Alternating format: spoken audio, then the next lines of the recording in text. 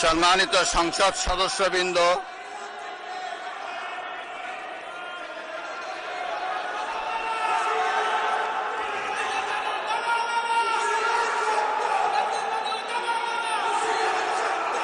আমন্ত্রিত অতিথিবৃন্দ,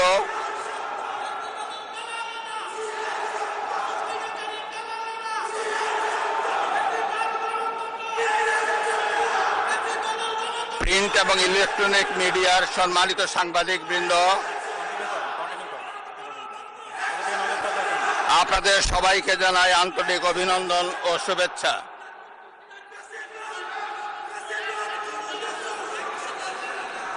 জনাব স্পিকার,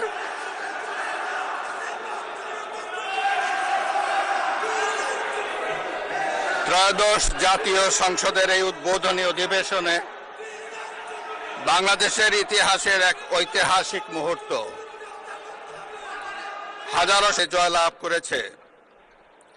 জাতীয় সংসদে একটি শক্তিশালী বিরোধী দলের পাশাপাশি কয়েকজন স্বতন্ত্র সদস্যও রয়েছেন।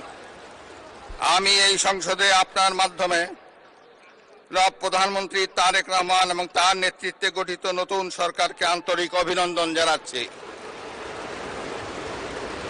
জাতীয় সংসদের সকল সদস্যের প্রতিও রইল আমার প্রাণ ঢালা শুভেচ্ছা ও অভিনন্দন।